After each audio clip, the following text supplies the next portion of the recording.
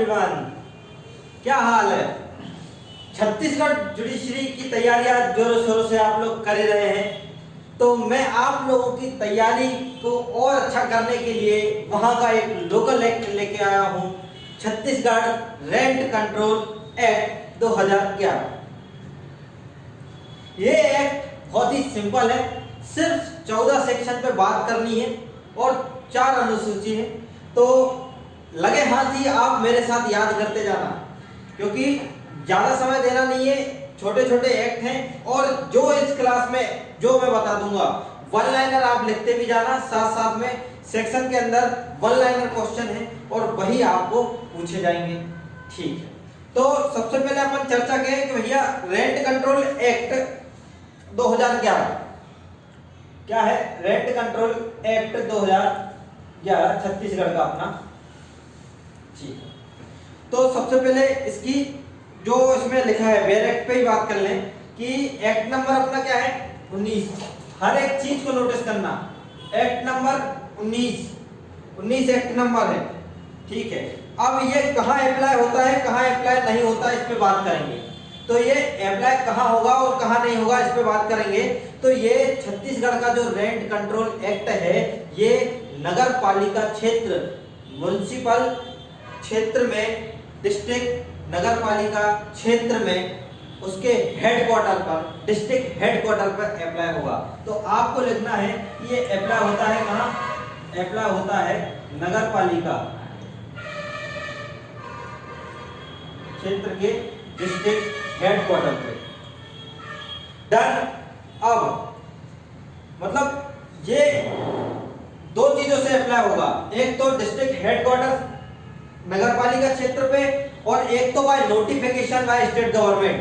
मतलब state government, Chhattisgarh government जो notification द्वारा जो बोल दे कि ये यहाँ अप्लाई होगा तो वहां अप्लाई होगा। अब ये अप्लाई वहां तो होगा जहां जहां बोल देता है। अब मान के चलो स्टेट गवर्नमेंट कहीं बोले ना कि भैया ये एक्ट अप्लाई नहीं होगा, तो वहां कौन सा एक्ट अप्लाई होगा, तो वहां अप्लाई होगा अकोमोडेशन, जो अपना एक्ट है अकोमोडेशन एक्ट 1961 पुराना वाला। तो वहां पे कौन अप्लाई होगा 1961 वाला एक्ट अपना होगा, जो कि रिपील कर दिया गया है। मतलब स्टेट गवर्नमेंट अगर नोटिफिकेशन के द्वारा बोलना भूल जाए कि भैया इस एरिया पे 2011 वाला एक्ट लागू होगा, तो वहां पे कौन सा एक्ट लागू होगा, अगर नहीं बोला गया है तो 1961 का एक्ट लागू होगा। चलिए अब थोड़ी सी डायरेक्ट पे लैंग्वेज पे अपन कमांड बना ले। क्या लिखा है, राष्ट्रपति की स्वीकृति इसे कब मिल गई। राष्ट्रपति ने इसे कब बोला कि भैया अपना जो प्रेसिडेंट है, प्रेसिडेंट ने इसे कब दे दिया, तो 5 अक्टूबर 2012 को इसमें अनुमति दे दी। और अपने गवर्नर ने कब दे दी, गवर्नर ने अपनी दे दी थी इसको 23 मई 2011। तो ये डेट आप याद रख लेना, राज्यपाल और राष्ट्रपति वाली, इसलिए मैंने ऊपर नीचे लिख दिया कि प्रेसिडेंट की 5 अक्टूबर 2012 और गवर्नर की 23 मई 2011 को प्राप्त हो गई थी। तो अब छत्तीसगढ़ का एनफोर्समेंट डेट कब है, ये जो कि पूछा जाता है कि भैया एनफोर्समेंट डेट कब है, तो एनफोर्समेंट डेट अपनी आएगी 6 नवंबर 2012 को आएगी अपनी एनफोर्समेंट डेट। 6 नवंबर 2012 को अपनी क्या आएगी, एनफोर्समेंट डेट आ गई। अब आगे कहानी स्टार्ट करते हैं। सबसे पहले अपन को Chhattisgarh tenancy act, Chhattisgarh rent control act पढ़ना है, तो अपन को पढ़ना पड़ेगा भैया टेनेंसी। तो टेनेंसी एग्रीमेंट अपन पढ़ेंगे, क्योंकि टेनेंसी एग्रीमेंट के बिना तो ये एक्ट हो ही नहीं सकता। मकान मालिक, किराएदार, ये 2 लोग हैं, तब जाके एक एग्रीमेंट बनाएगा, तब अपन ये एक्ट पढ़ देंगे, तब तो समझ में आएगा कि आखिर अपन पढ़ क्यों रहे हैं। जब टेनेंसी एग्रीमेंट, तो अपन सबसे पहले अगर फोकस किया जाए तो अपन को बात करनी पड़ेगी टेनेंसी एग्रीमेंट। टेनेंसी एग्रीमेंट पे बात हुई। अब टेनेंसी एग्रीमेंट क्या होता है, कैसे होता है, तो छत्तीसगढ़ में भैया बोला गया है कि एग्रीमेंट तो भैया रिटर्न ही चाहिए। आप बोल रहे हो उसको भी लिख के लाओ। अब डॉक्यूमेंट के फॉर्म में देना है, वो भी रिटर्न फॉर्म में होना चाहिए, तभी चलेगा। ठीक है, मतलब आपको रजिस्ट्रेटेड रिटन फॉर्म में ही उसको एग्रीमेंट को वैलिड किया गया है। कहाँ? छत्तीसगढ़ टेनेंसी एग्रीमेंट वाले में। अब जैसे कि मान के चलो एक घर है, क्या है भैया? ये एक घर है। अब एक व्यक्ति है, ये एक व्यक्ति ए, ठीक है, ये दूसरा व्यक्ति है, ये व्यक्ति है अपना बी, ठीक। इसको घर देना है किराए पे। किस पे देना है? किराए पे। और ये इस किराए के बदले में देगा इसको क्या? कुछ कंसिडरेशन देगा, कुछ पैसा देगा, मतलब मंथली किराया, जो कि अपन व्यवहारिक जीवन में अपन देखते रहते हैं। अपन किराएदार हैं, दूसरा मकान मालिक है, अपन उसको पैसा देते हैं महीने पे, ठीक है, ये वाली चीज है। तो इन दोनों के बीच में क्या होना चाहिए? एक एग्रीमेंट होगा जो बताएगा कि हाँ मैं इसका मकान मालिक हूँ और ये मेरा किराएदार है। तो यही तो है टेनेंसी एग्रीमेंट, और यही क्या होना चाहिए? रिटन फॉर्म में होना चाहिए, ठीक है। आगे बात करते हैं, मतलब अब बात करते हैं, इसी से अपन डेफिनेशन भी निकालते हैं, ठीक है। मकान मालिक अगर देखें तो कहां मिलेगा अपन को? लैंडलॉर्ड ये मिलेगा 2 सबसेक्शन, मतलब सेक्शन 2 की 5 में मिल जाएगा। ये जो मकान है, मकान जो है, जो इसको बोलते हैं अकोमोडेशन, मतलब प्रॉपर अकोमोडेशन, जो अपन से 2 के 1 में पढ़ेंगे, ये कहां मिलेगा अपन को? यहाँ पे मिल जाएगा। तो अकोमोडेशन 2 प्रकार के हो सकता है। एक तो हो सकता है भैया रेसिडेंशियल पर्पस के लिए, और दूसरा होता है व्यावसायिक पर्पस के लिए, कॉमर्शियल पर्पस के लिए हो सकता है, ठीक है। तो अपन को जो अकोमोडेशन ये कहां दिया गया है? ये 2 के 1 में मिल गया है, ये 2 के 1 में मिला है, ठीक है।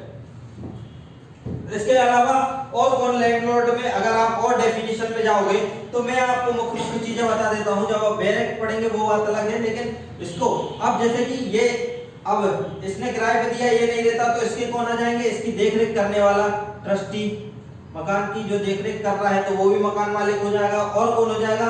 ये मर गया तो इसके एलआर होंगे, वो आपसे किराया लेंगे, ठीक है। एलआर भी आपसे क्या ले सकते हैं? किराया ले सकते हैं। और आगे क्या? इसी प्रकार टीनेंट की बात हो जाएगी भैया।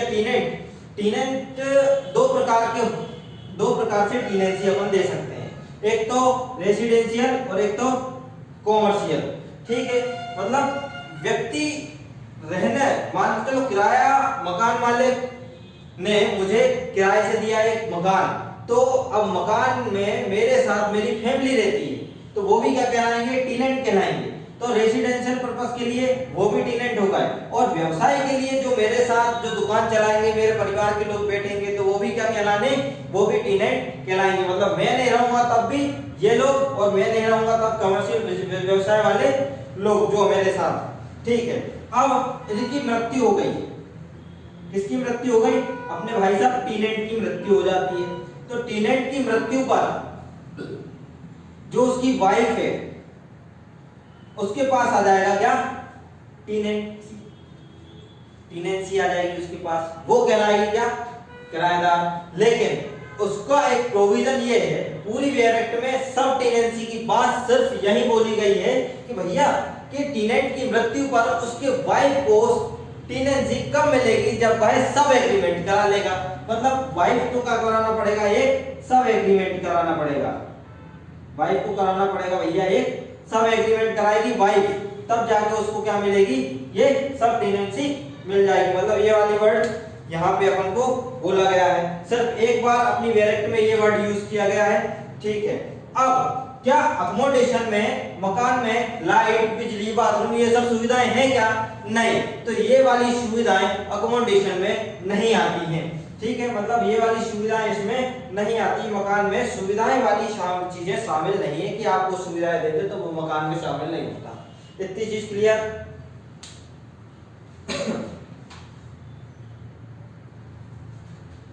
ठीक है। अब बेयर एक्ट पे आ जाओ, थोड़ी बेयर एक्ट पे बात हो जाए। बेयर एक्ट में क्या क्या दिया है? अपने बेयर एक्ट में दिया है कि भैया पहला था तो संक्षिप्त नाम और विस्तार प्रारंभ के बारे में अपन ने पढ़ लिया था, ठीक है, ये भी पढ़ लिया। अपन ने पढ़ लिया कि कहाँ कहाँ अप्लाई स्टेट गवर्नमेंट करेगी, ये नहीं करेगी, सब हो गया। इसके बाद अपन ने परिभाषा में अपन ने पढ़ लिया, अपन ने अकोमोडेशन पढ़ लिया। तो अकोमोडेशन में तो मैं आपको सिर्फ पहले इंपोर्टेंट बता देता हूँ कि अपन को पढ़ना क्या है। अपने को ज्यादा डेफिनेशन नहीं पढ़नी, अपने को 2 का 1 पढ़ना है। पहला है अकोमोडेशन के बारे में, मतलब वास सुविधा, हिंदी मीडियम वाले भी ध्यान दीजिए, वास सुविधा, ठीक है। और पूछा जाता है इसके बीच में से भी पूछा जाता है कि भैया कौन सी नहीं होगी, ठीक है। दूसरी चीज जो अपन को पढ़ना है उसमें पढ़ना है अपन को 2 का 4 हैबिचुअल डिफॉल्टर के बारे में बोला गया है। आदतन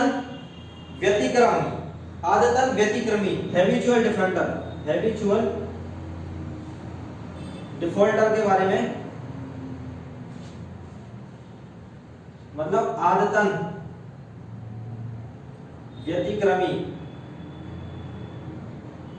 व्यतिक्रमी के बारे में। और अपन को क्या पढ़ना है, और अपन को पढ़ना है 2 का 5 भी, जो कि मैंने पढ़ाया है भैया। अपना मकान मालिक मतलब लैंडलॉर्ड,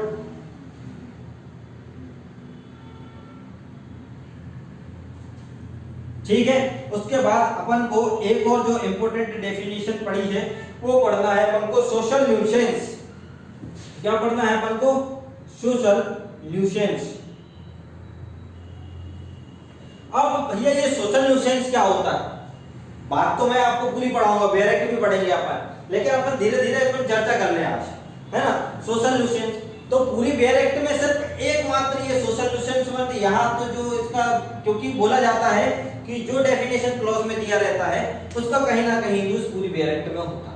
तो भैया इसका यूज पूरी बेरेक्ट में सिर्फ एक ही जगह है, जब आप शेड्यूल खोलोगे, जिस शेड्यूल में अपन को बताया गया है टीनेंट के, जिस शेड्यूल में अपन को बताया गया है टीनेंट के राइट एंड ऑब्लिगेशन और लैंडलॉर्ड के राइट एंड ऑब्लिगेशन, दो चीजें अपन को बताई, तो ये शेड्यूल में बताया गया है। अब कितनी शेड्यूल बोली थी मैंने स्टार्टिंग में? 4 बोली थी भैया। कितनी बोली थी भैया? 4 बोली थी। अब 4 में तो इसके राइट एंड ऑब्लिगेशन, मतलब आप तो कंफ्यूज मत होना, इसके राइट यहाँ पे और ऑब्लिगेशन यहाँ पे, इसका राइट यहाँ पे, ऑब्लिगेशन यहाँ पे, अल्टरनेट, मतलब जो पहले नंबर पे आएगा वो लास्ट पे चला जाएगा, टीनेट पे जो पहले पे आएगा वो लास्ट पे चला जाएगा। ऐसे ऐसे करके याद कर लेना कि ये भैया तुम्हारा राइट है, ये ऑब्लिगेशन है, ठीक है। ऐसे ही आप उसका याद कर लेना लैंडलॉर्ड का कि भैया डन।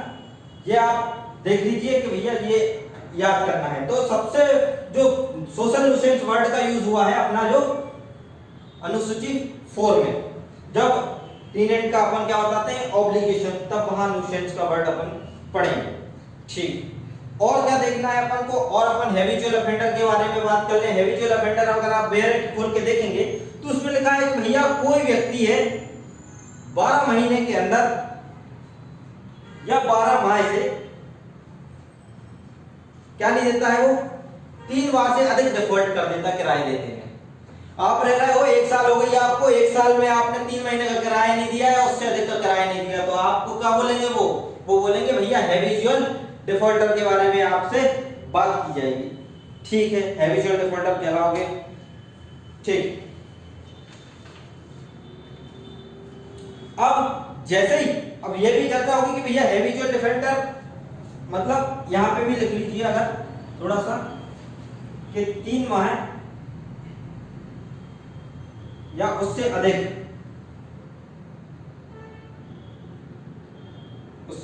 अगर आप करते हो 12 माह के भीतर क्या करते हो आप? डिफॉल्ट करते हो, तो हैबिचुअल डिफॉल्टर आप कहलाओगे।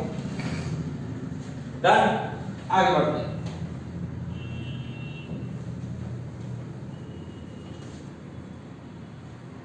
अब किराया तो आप दे रहे हो, अब मान के चलो किराया दे रहे हैं मंथली, तो आपको किराया कब देना है? आपको किराया देना है हर माह की 15 दिन के भीतर। जैसे कि 1 महीने से लेके 1 महीने तक का आपका क्या होता है? किराया हो जाता है, तो 1 महीने से 15 दिन के भीतर आप दे दो उसका किराया। आपको 15 दिन के भीतर क्या देना है? आपको किराया देना, ठीक है। ये सब अपन जब डेफिनेशन जब आप वेरेक्ट में पढ़ोगे सब कुछ आपको दिख जाएगा।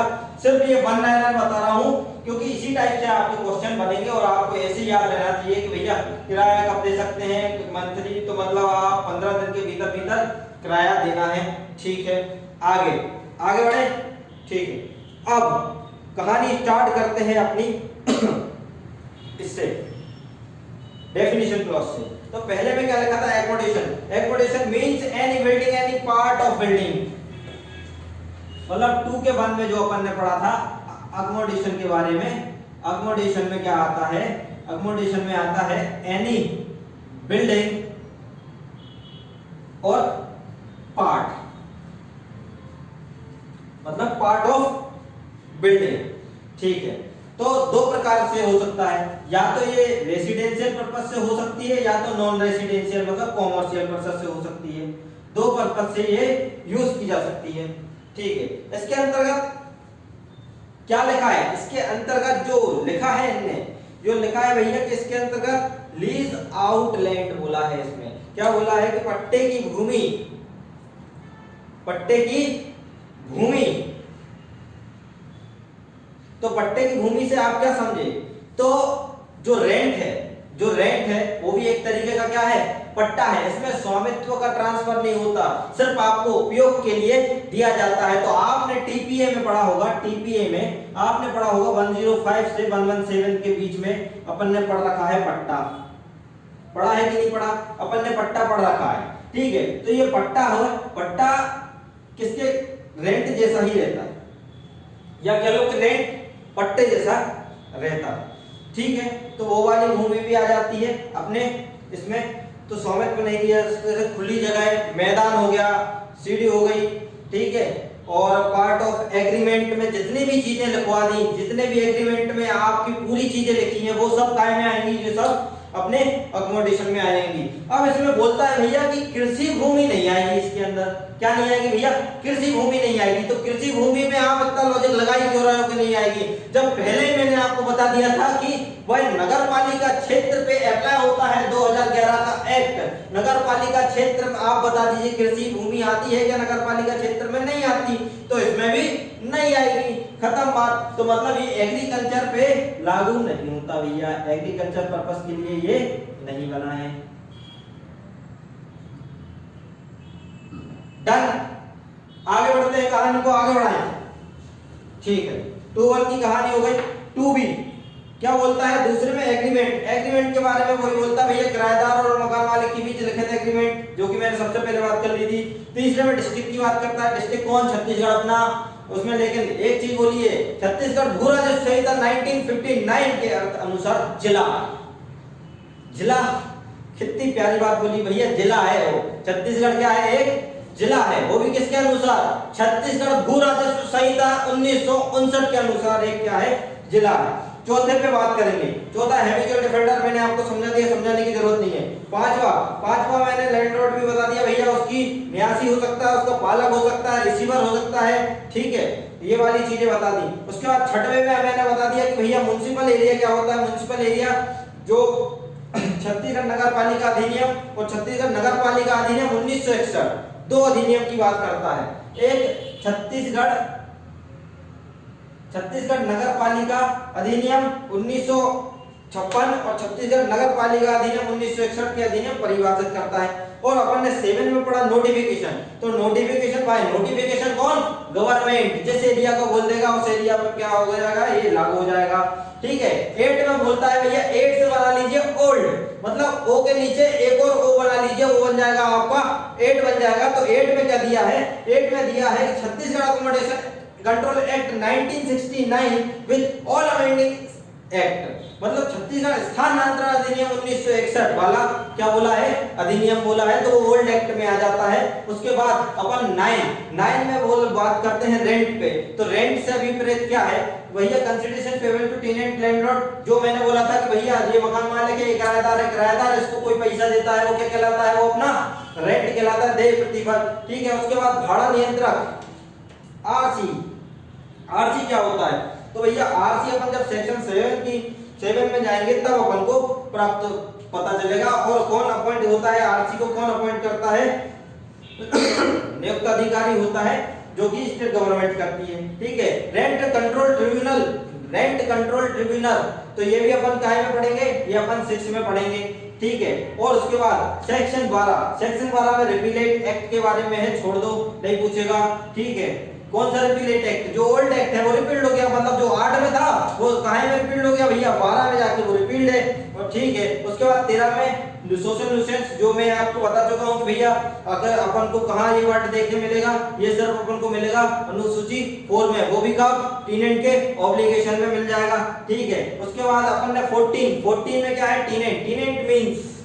टीनेंट मींस मैंने भी आपको बता दिया भैया, जो या किराया दे रहा है वो व्यक्ति, अगर वो व्यक्ति उसके साथ अगर कोई फैमिली रह रही है तो वो व्यक्ति भी क्या कहलाएंगे? किराएदार कहलाएंगे। ठीक है, और कौन होता है? वो मर गया तो भैया इसके एलान आ जाएंगे टीनेंट के, तो वो भी क्या कहलाएंगे? टीनेंट कहलाएंगे। लेकिन वाइफ की कंडीशन मैंने आपको बता दी कि भैया वाइफ को क्या कराना पड़ेगा? उपकरारनामा बनाना पड़ेगा, और उपकरारनामा बना के लैंडलॉर्ड को देना पड़ेगा। ठीक है, डेफिनेशन क्लॉज हमारा समाप्त हो गया। अगला वीडियो इसकी पूरी स्ट्रक्चर बेस पे जो कहानी स्टार्ट करेंगे अपन कि कैसे इसके फंक्शन है, कैसी पावर है, आरसी की कैसी पावर होती है, कहां फंक्शन होता है, कहां अपील होती है, कहां यूज कर सकते हैं, कौन अपॉइंट करता है, इन सब चीजों पे अपन बात करेंगे। इसी के साथ नमस्कार, शुक्रिया, आदाब।